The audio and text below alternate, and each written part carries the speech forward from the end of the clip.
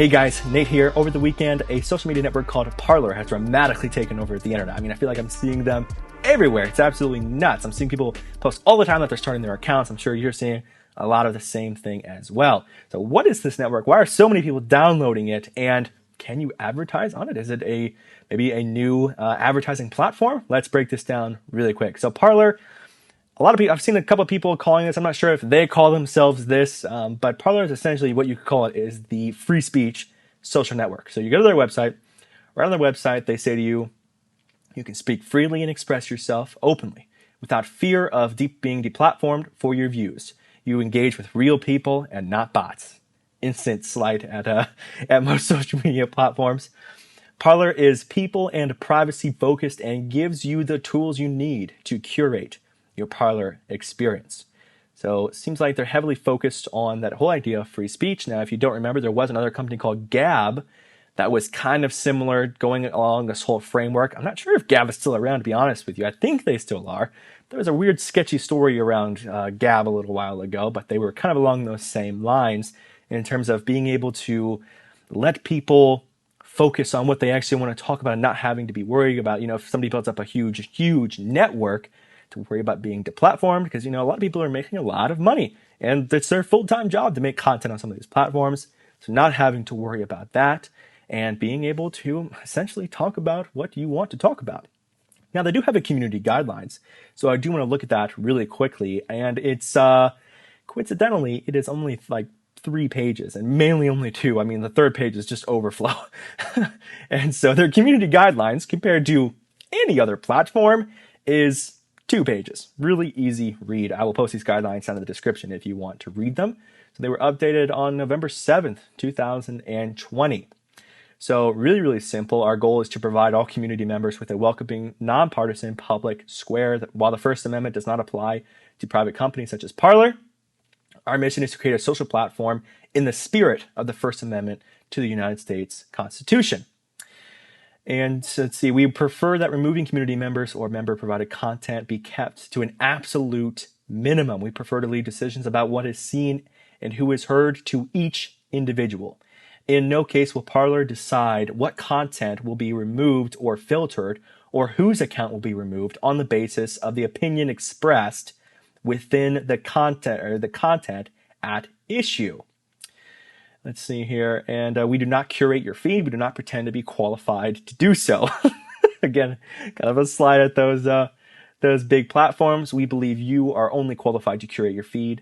And so we give you the tools you need to do it yourself. They talk a little bit about the features that allow you to do that, allow you to be able to, kind of filter out stuff in your feed if there is stuff that you don't want to see and moderate your own feed. And so they do have 2 principles. Principle 1, Parler will not knowingly allow itself to be used as a tool for crime, civil torts, or other unlawful acts. We will remove reported member content that is reasonable and objective observer would believe constitute or evidences such activity. We also may remove the accounts of members who use our platform in this way. And so we're talking specifically probably about things that go against the law. They list out obvious examples. Content posted by or behalf of a terrorist organization, bad photos of, things that people shouldn't be looking at, things like child porn and other pornography, and copyrighted violations. And other times, even though the law may not require us to flag or remove reported content or to ban a member, we may nonetheless do so in order to prevent our services from being used by someone in the commission of a crime or civil tort, especially when these interfere with our mission of providing a welcoming, nonpartisan public square. Examples include criminal solicitation, fraud, and nuance. So again, it's mainly just wrapped around things having to do with crime, where the First Amendment doesn't even cover, where going into a public square and shouting things like fire or something to create a bad environment. And so it's very simple. That's principle number 1. Basically, read to you actually right there. That's basically the entire thing. They do have a community jury that when something is reported, it does get evaluated by them to be determined if it is something that goes against the law, if it's something that is being used in criminal activity. And so they are being consistent about that, at least. We can be sure, as every platform talks about this, as every platform is dealing with this and activity on their platforms that could be bad, they as well are making an effort to do so. Principle number 2, posting spam and using bots are not conducive to productive and polite discourse. In addition, it is unjust to our influencers who have put time and effort into building their following and communities who deserve unfettered enjoyment of the efforts of their hard work.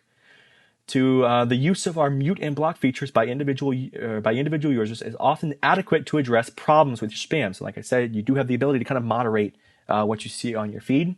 But whenever it is not, and particularly when the behavior negatively affects the ability of those participating in our influencer network to monetize themselves, Parler will remove users who engage in this behavior.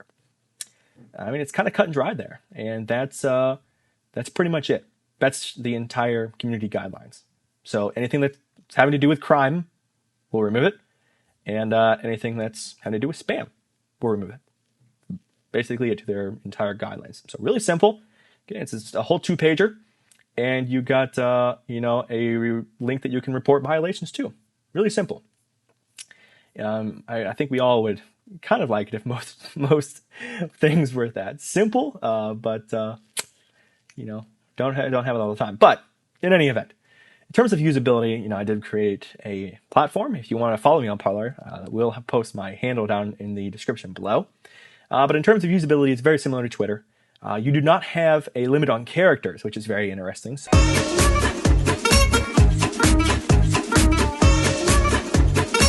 I think that videos kind of, and most of the UI UX on Parler kind of looks better to Twitter, to be honest with you. But it definitely has that same feel, that same kind of idea, things like hashtags and whatnot. But there's no limit on characters and generally freedom to say whatever you want, which you might not have on all platforms.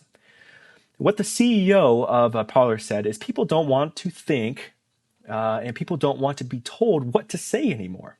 Or they don't want to be told what to think, and people don't want to be told what to say anymore. People want to address problems in society on their own. Part of the question that he had before he started this platform was, it's kind of strange that the flow of information is only contained within a few companies. There needs to be another company that there can be another flow of information in there that is up to the same quality, the same par as all of these other companies that people can also be able to use.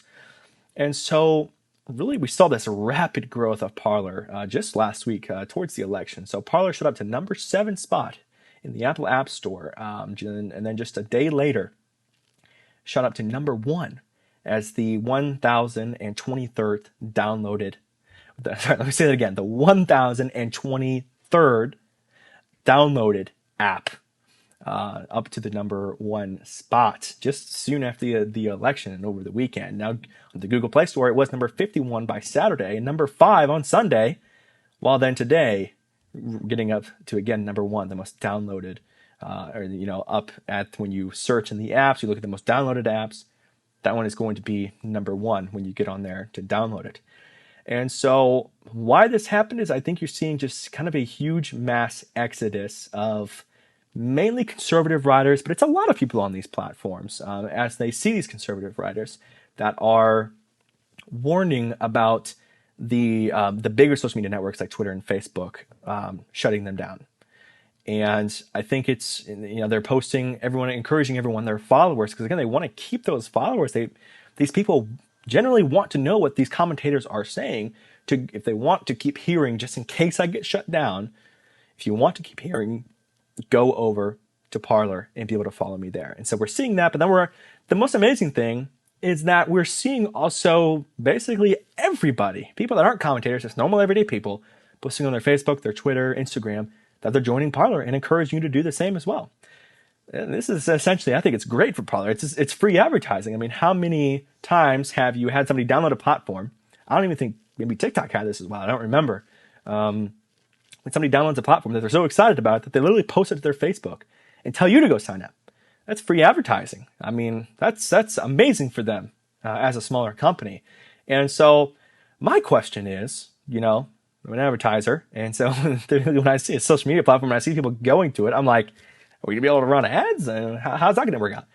And so this is from the CEO. His name is John Matt, by the way. He told this to CNBC. Our business model is going to be an ad revenue model. I mean, you think about social media companies. I mean, there's not a ton of ways for them to make money. They don't really produce anything. They don't make anything physical. It's a lot of digital things. And so how do they make money at the end of the day? Now, what he said is our business is going to be an ad revenue model. The idea of how we're going to do it isn't going to be a centralized model for ads, so probably not the typical way. It would be around specific influencers. So advertisers will target influencers and those people with a large reach rather than us as a platform, which is really interesting. I'm not entirely sure how this is going to work, to be honest with you, but given the rise of influencer marketing over the past couple of months to, the past couple of years, very interesting idea. I mean, from what I can understand, I mean, I went to the platform and the influencer mode is still in beta. I couldn't use it. From what it sounds like is that you'll be able to basically, if there's a product that kind of relates around a specific influencer, or maybe there's an influencer like that reviews makeup or something like that that's on the platform, that you'll be able to target that influencers, maybe those influencers' followers, or maybe target people that are specifically tied to that influencer. I'm not entirely sure how it's going to work, but it sounds like it's going to be kind of a replicated model of influencer marketing that most people are using today, and be able to use that influencer to the people that are following that influencer to be able to buy those products. So very interesting model. I'm not sure how the pay schedule is going to go or how they're going to get paid from it, but from what I can understand is there will, to some extent, be a level of advertising on Parler. So really interesting. So Newsmax TV described the social media platform as the next gen social media network. Very interesting to me. I mean, we've seen a lot of networks, although they're having huge growth right now. We've seen a lot of networks that have gone through same growth as well. Again, we saw Gab, who had tremendous growth, and then it's just, again, it was kind of a sketchy situation. I can do a story on that if you want, how Gab kind of got pushed off the internet, but they're not really here anymore. And then you had, companies like Vine, and I'm sure there's been other social platforms that we've never heard about that maybe had some tremendous growth and that have died as well. And so it's really interesting to see this platform coming out. It's a free speech social network. Is this something that you think people will adapt to? Now, as an advertiser, I'm looking at this and thinking, where people like to flock, there is opportunity for advertising. So as an advertiser, it's something that I'm always thinking about, and influencer marketing obviously has its key benefits.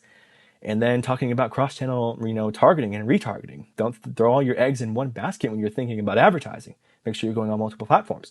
So comment down below if you guys have a Parler account and what you think about Parler. Again, my handle will be placed down below. If you do want to add me on Parler, I will follow you back if you follow me. And yeah, very interesting. Comment down below what you think of Parler. Thank you guys so much for watching this video. If you found value in it, if you liked it, make sure that you subscribe to the channel. Please just subscribe and like this video. It helps me out so much with the algorithm. Thank you guys so much. Until next time.